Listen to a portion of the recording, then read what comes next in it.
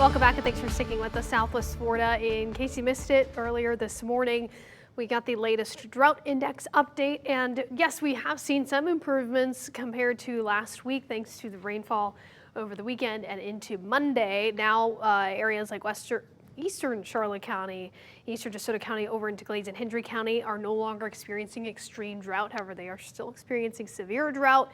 We'll take what we can get. Unfortunately, not going to get much more in the way of rain for the foreseeable future, but I'll talk about that here in just a moment. For now, temperatures as you step outside warming up quickly. Now in the upper 80s for most of us, 88 degrees for Punta Gorda, 90 on the map for Bonita Springs and Englewood, and only cranking up the heat even more as we work our way towards about 3-4 o'clock this afternoon.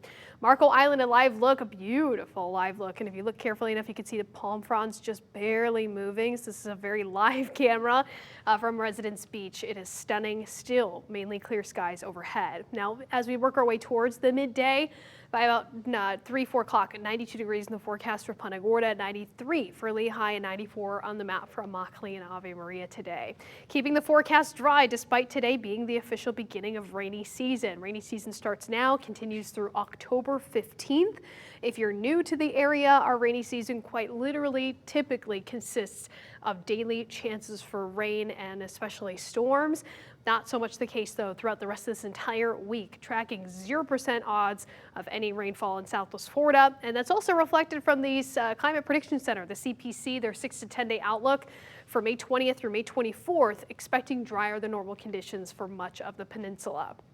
Now, big picture also here at the Weather Authority, tracking high pressure at the surface and aloft in the upper levels of the atmosphere. So high pressure, especially aloft, what we call a heat dome, creates sinking motion, and then that creates compressional heating at the surface, keeping us above average all week long. Now, not only that, but you have to tack on the humidity that looks to be persistent, not necessarily getting worse, but just consistently in the humid category.